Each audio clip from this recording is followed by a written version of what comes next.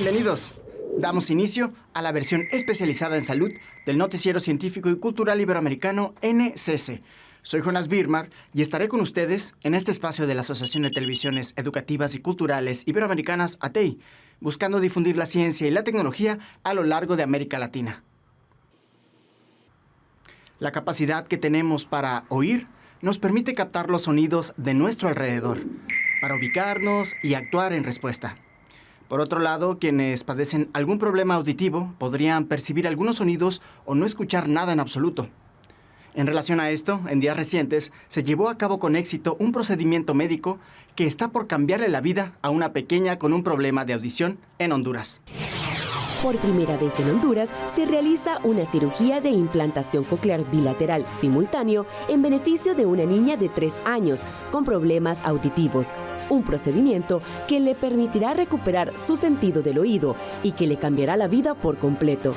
Gracias al aporte de donantes que apoyan a la Fundación Nuestros Pequeños Hermanos, se ha hecho realidad esta operación de alta complejidad en el Hospital Escuela Universitario en Tegucigalpa, capital del país. Un implante coclear es un dispositivo electrónico capaz de restablecer la audición. Es a la fecha el único dispositivo capaz de restablecer uno de los órganos de los sentidos, que es la única oportunidad que pequeñitas como esta nena que vamos a operar el día de hoy tienen para integrarse a un desarrollo y una vida completamente normal. Es una forma de estimular eléctricamente el oído y es la única alternativa que existe y sin duda con la ayuda de todos vamos a cambiar y a colaborar un poquito para cambiar la vida de esta gente. El procedimiento fue ejecutado por un equipo multidisciplinar de médicos del Hospital Escuela, encabezado por Benjamín Cano, especialista en otorrinolaringología, Sofía Cecilia Discua, del Centro Audiológico Auris, con el apoyo del personal médico altamente calificado de Advanced Bionics, conformado por Alejandro Espinosa, quien es cirujano otólogo de México, y Marcela Mamián, audióloga de Colombia, y la presencia de los médicos residentes del posgrado de otorrinolaringología. Se han hecho en el país cerca de 40 colocaciones de implantes cocleares, pero esta es la primera cirugía en la cual los dos oídos son implantados en la misma cirugía, es decir, es un implante bilateral secuencial. Todos los implantes que se han hecho en el país solo ha sido un implante y hoy afortunadamente a esta niña en un mismo acto quirúrgico se le van a colocar los dos implantes. Una tecnología de primer mundo, lo que va a permitir que ella pueda volver a recuperar su audición en primer lugar y que entre en un proceso largo de terapia para poderle ayudar eventualmente a desarrollar su lenguaje. Honduras ha realizado alrededor de 40 cirugías de implantes cocleares en un solo oído. Sin embargo, es la primera vez que en una misma cirugía se colocaron los dos aparatos auditivos. Actualmente, la menor se encuentra bajo seguimiento médico e iniciará su respectivo proceso de terapia. Desde Honduras para el Noticiero Científico y Cultural Iberoamericano NCC, informó Andrea Torres de STVE. Tras la pandemia por coronavirus, los procesos de producción de fármacos a nivel mundial sufrieron alteraciones, lo que ahora provoca un desabasto de medicinas a nivel global.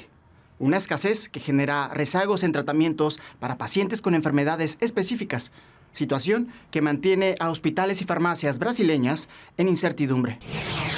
La falta de algunos grupos de medicamentos ha puesto en alerta a los farmacéuticos de Brasil, que piden al gobierno intermediar para romper el bloqueo logístico agravado por los confinamientos en China y la guerra en Ucrania. El problema es preocupante y afecta al país entero, aunque en grados distintos dependiendo de la región, según lo afirmó el secretario general del Consejo Federal de Farmacia de Brasil, Gustavo Pires.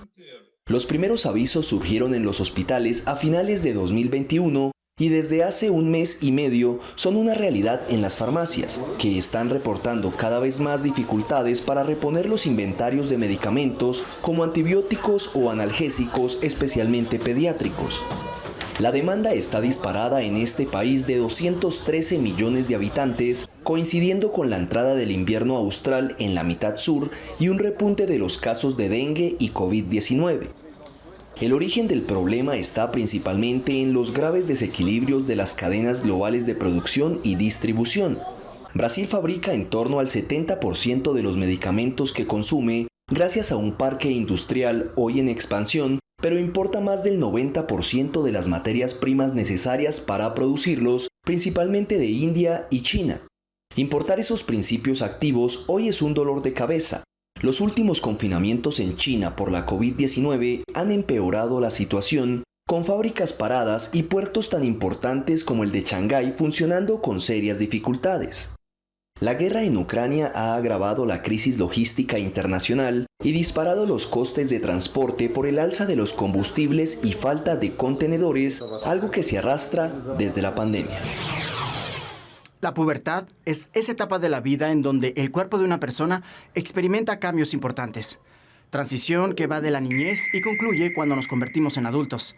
Una experiencia que puede llegar a ser abrumadora, sobre todo si se experimenta dentro de un país en donde el tabú y los estigmas relacionados con el género limitan la información. Estas chicas sienten una mezcla de curiosidad y confusión. En un país conservador como Pakistán, entrar en la pubertad no es fácil. La menstruación y los cambios en el cuerpo no son temas de los que se pueda hablar abiertamente. Esta emprendedora social está enseñando a las jóvenes cómo mantener una buena higiene. Sadaf Mam nos ha dado una clase y ahora que ya sabemos sobre el tema, podemos hablar de esto con las demás. La empresa de Sadaf Nas reparte productos de higiene menstrual en los hogares de estas mujeres. Destina una parte de los beneficios a organizar talleres de concienciación sobre la menstruación. Su pasión nace de su propia experiencia. La primera vez que me vino la regla estaba en 9º curso. Era un domingo, así que por suerte estaba en casa. Al final del día se lo conté a mi madre, pero estaba muy asustada. Pensaba que tenía algún tipo de enfermedad grave como el cáncer. Entonces me dio un trozo de tela. Solo me dijo, no hables de esto con tu padre ni con tu hermano. La vergüenza y el tabú que rodean a la menstruación dificultan a menudo que las mujeres compren productos adecuados. La mayoría de vendedores en Pakistán son hombres. Conozco a mujeres que dependen de sus maridos para comprar productos de higiene porque no se sienten cómodas yendo a las tiendas y enfrentándose a que las miren fijamente.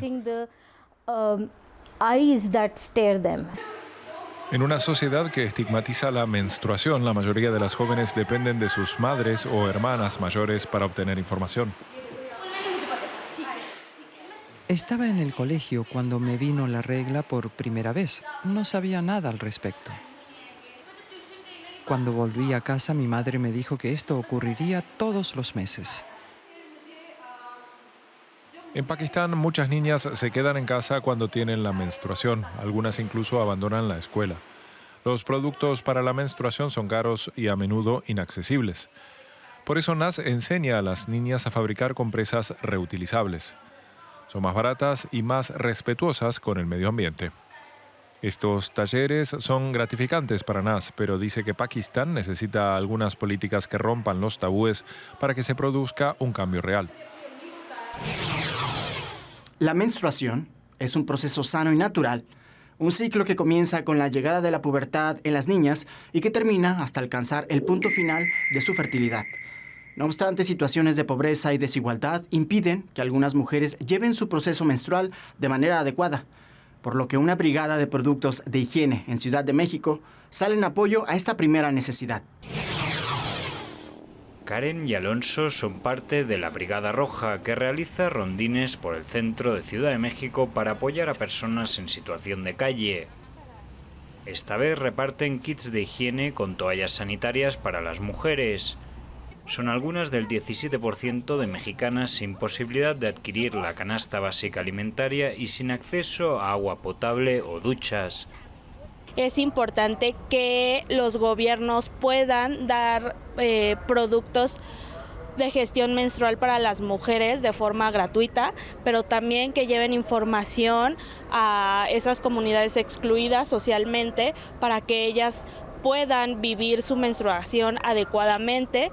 La gratuidad es una de las principales demandas de la ONG El Caracol, puesto que las mujeres pobres gastan 2.5 veces más en productos de higiene que el resto. la brigada se encuentra a Rosalinda, que lleva desde los 14 años en las calles tras sufrir violencia familiar. Debe escoger entre comer o comprarse toallas, algo que le ha generado problemas de salud y vergüenza al pensar que olía mal. Pues yo, como a veces no tengo recursos para comprarlas, pues uso trapos como antes, como las de antes, uso trapo. Cuando no lo hay, pues uso papel, pero pues el papel, dice mucho que el papel te da un poco de infección. Pero el estigma se extiende a toda la población. 4 de cada 10 adolescentes y niñas aseguran haber faltado a la escuela durante su periodo debido al acoso y las burlas. Frente a ese absentismo escolar nació hace 2 años Menstruación Digna. El movimiento logró que desde el presente año México sea el segundo país de Latinoamérica, después de Colombia, en retirar el IVA a toallas, tampones, pantiprotectores y copas menstruales. Su vocera lo considera un paso importante, pero todavía falta velar por su implementación, el presupuesto necesario y datos sobre la pobreza menstrual. Igual 16% no suena mucho porcentaje, ¿no? O sea, no habría un cambio radical de los precios, pero es por eso que también estamos trabajando en que se dé de manera gratuita toallas, tampones y copas, y actualmente en México ya van 9 estados que aprueban esta gratuidad. El reparto gratuito de productos menstruales en las escuelas o en la calle, a fin de eliminar un gasto discriminatorio y garantizar un derecho esencial a más de la mitad de la población.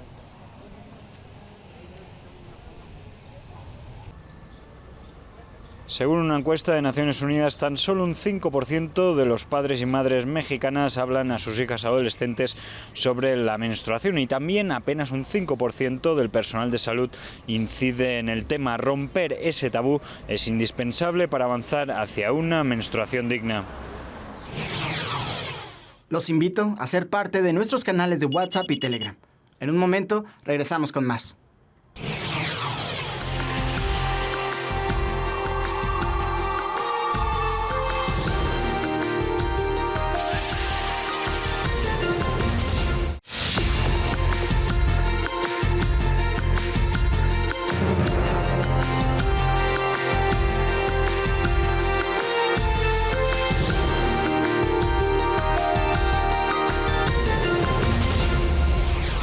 En México se mantiene la lucha contra el sobrepeso y la obesidad, un problema que afecta a gran parte de la población, incluyendo los más jóvenes. Este esfuerzo ha llevado al país a tomar medidas urgentes para atender la situación. De ellas se desprende un nuevo etiquetado que pretende ofrecer información clara y precisa sobre los ingredientes de un producto, con el objetivo de que los ciudadanos puedan tomar mejores decisiones a la hora de consumir alimentos y bebidas. Generalmente cuando una persona o consumidor busca algún producto, se detiene a leer las etiquetas que generalmente le brindan información que le es de utilidad. Muchas veces esta solo se refiere a la talla, al tamaño o a la caducidad, pero la norma oficial mexicana ha creado algún etiquetado que nos permite tener mayor información para la salud de nuestros pacientes. Así, la norma oficial 051 nos habla del etiquetado respecto de exceso de sales, respecto de grasas trans, carbohidratos, o en algunas ocasiones cuando hay cafeína por exceso o que no debe ser consumida por algunos niños. El etiquetado nos va a permitir entonces tener mayor conocimiento de los alimentos, nos va a permitir evitar el consumo excesivo y también a calcular de alguna forma la cantidad de los requerimientos que tenemos para nuestra alimentación adecuada. Algunas de las etiquetas que debería tener al menos estos productos que se expenden en México son el nombre genérico, el nombre comercial y el domicilio. Debería contener también, si tiene algún manejo en particular, la cantidad recomendada y, por supuesto, la fecha de caducidad. Esto es para el resto de las etiquetas, pero recordemos que nos es muy importante conocer los etiquetados respecto de los alimentos. Tras la invasión rusa en Ucrania, la Unión Europea aprobó distintas sanciones contra el gobierno ruso en una especie de guerra económica que lleva como objetivo golpear su moneda local, sus finanzas y la tecnología disponible. Una consecuencia que ha desinflado también el negocio millonario de las cirugías estéticas en ese país. El sector de la cirugía estética en Rusia se desinfla por las sanciones. Las clínicas estéticas y sus clientes enfrentan una disparada de los precios y el éxodo de los fabricantes de Botox. Un duro golpe para el sector que, según un estudio de la compañía Amico Consulting, en 2021 facturó $969 millones, 2% más que en 2020. La situación además es difícil para los rellenos faciales, incluyendo las inyecciones de ácido hialurónico para los labios, un procedimiento muy popular en Rusia. Los implantes mamarios también se encuentran en una situación compleja debido a la falta de productores rusos. La totalidad de las prótesis son importadas, de las cuales el 60% provienen de Estados Unidos y el 13% de Alemania, países que sancionan a Rusia. A pesar de todo, un cirujano plástico quiere conquistar una nueva clientela. En junio lanzó la idea de los implantes mamarios Rosgrud, que significa pechos rusos. En lugar de ser translúcidos, llevan los colores de la bandera rusa o de un entramado militar. Somos patriotas, amamos a nuestro país, ayudamos a la gente que vive en este país. Por supuesto, estamos a favor de Rusia. En consecuencia, surge la pregunta, si alguien está en contra de los implantes patrióticos, quizás esté entonces en contra de nuestro país. Entonces otras personas deberían interesarse por ellos. Soy una patriota de mi país y siempre me ha gustado destacar entre la multitud. Me gustó el interesante e inusual patrón de estos implantes. Parece que Rusia está siempre en mi corazón. A la espera de encontrar un proveedor en el extranjero capaz y dispuesto a crearlos, Dobreikin rechaza las críticas o las burlas por su proyecto. Según la Sociedad Internacional de Cirugía Estética y Plástica, en 2020 se llevaron a cabo 621.600 procedimientos estéticos, quirúrgicos y no quirúrgicos en Rusia, que ocupa el 9º lugar mundial de este tipo de intervenciones. Investigaciones estiman que la salud mental de una persona de cualquier edad se compromete de manera severa tras experimentar una situación bélica o conflicto armado, propiciando el desarrollo de padecimientos como la bipolaridad o la depresión. Por esta razón, es importante contar con centros de apoyo psicológico que puedan brindar ayuda a quienes se han encontrado de frente con los horrores de la guerra. Antes de la invasión rusa, Oleksiy Shevchenko trabajaba en la construcción. En cuestión de semanas acabó en el frente, en el este, bajo constante fuego de artillería enemiga. Cuenta que a veces, cuando se tiraba al suelo para cubrirse, sacaba su teléfono y entre los estallidos ensordecedores buscaba una foto de Dania, su hijo de 7 años en Kiev. Veía a mi hijo antes de acostarme y entendía que si no parábamos a los rusos ahí donde yo estaba, podían llegar otra vez a Kiev. Pensaba en mi hijo y me preguntaba, ¿será otra persona quien críe a mi hijo? Oleksiy no quiere dar detalles, pero cuenta que sufrió un traumatismo y un colapso nervioso. Ahora es uno de los 150 pacientes del centro de rehabilitación cuya ubicación debe permanecer en secreto para evitar ataques. Algunos sufren de estrés postraumático, un problema psicológico. Otros tienen lesiones cerebrales traumáticas que pueden ser causadas por las ondas de las explosiones. Los síntomas en ambos casos pueden ser riesgo de suicidio, depresión, insomnio e ira. Un portazo o un petardo pueden generar la aterradora sensación de que uno está otra vez bajo ataque. Oleksiy recibe un tratamiento de 3 semanas con psicoterapia, charlas grupales, paseos y masajes, y dice que acatará la decisión de los médicos de si debe regresar al frente. Históricamente siempre hay reportes de soldados que se sienten estigmatizados por sus trastornos de estrés postraumático. Sienten que la sociedad no entiende o se niega a entender lo que les pasa, pero la directora de este centro cree que eso no ocurre en Ucrania. Creemos en la victoria y en el poder, en la fuerza y la experiencia de nuestros soldados. Cada pérdida la llevan los ucranianos en el corazón. Creo que eso los ayuda. Es importante para ellos saber que nosotros los apoyamos, que hay una retaguardia confiable, que hay gente que los respeta y está orgullosa de ellos. Y nosotros se lo recordamos constantemente. Maxim combate desde que Rusia se anexionó Crimea y partes del este del país en 2014. A él le gusta observar los murales del centro para subirse la moral. Maxim sufre de estrés por los combates. Estar aquí con los psicólogos ayuda mucho. Que una persona esté entera con brazos y piernas no significa que esté bien. Su psique está mal. Hay recuerdos que perturban a Maxim, como cuando sus compañeros y él entraron a un pueblo que había estado ocupado. Los rusos habían asesinado a gente, les habían atado explosivos y los habían enterrado.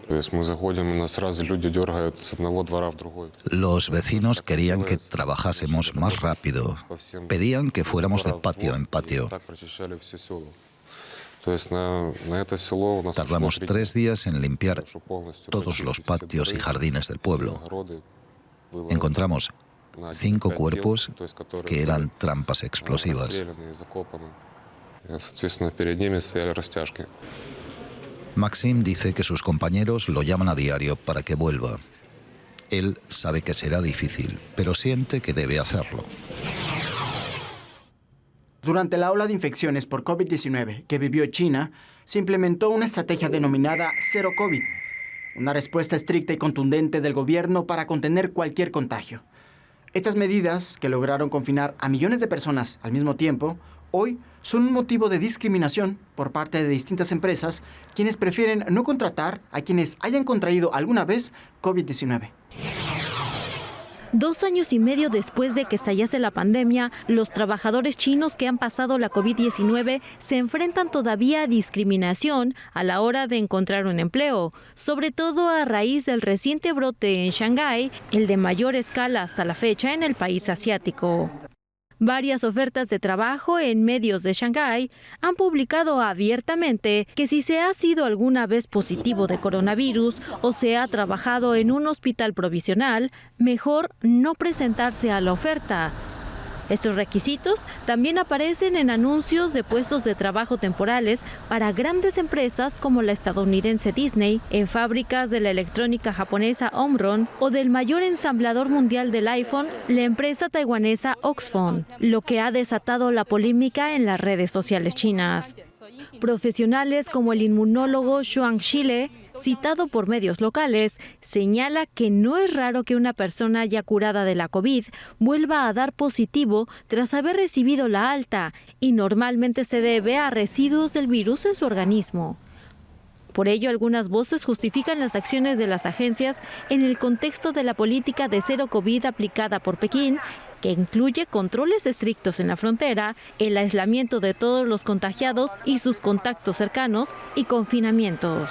Y aunque la legislación china califica como ilegal la discriminación laboral, esta práctica inició pocos meses después del comienzo de la pandemia a finales de 2019 en Wuhan, donde algunos trabajadores ya curados sufrieron recortes de sueldo o despidos. Gracias por acompañarnos en este viaje informativo en el Noticiero Científico y Cultural Iberoamericano NCS, especializado en ciencias médicas y tecnología de la salud. No se pierdan las emisiones especiales de Ciencia, Tecnología y Cultura con Iván Carrillo y Ana Cristina Olvera. Gracias a los socios de ATEI, que a través de sus plataformas hacen posible esta transmisión. También gracias a las agencias informativas AFP, EFE, Notimex, Xinhua, Euronews y Deutsche Welle. Visite nuestra página noticiasnsc.com. Utilice nuestra aplicación móvil y síganos en nuestras redes sociales. Nos encuentran como NCC Iberoamérica. Soy Jonas Birmar. Cuídense mucho. Nos vemos en la próxima.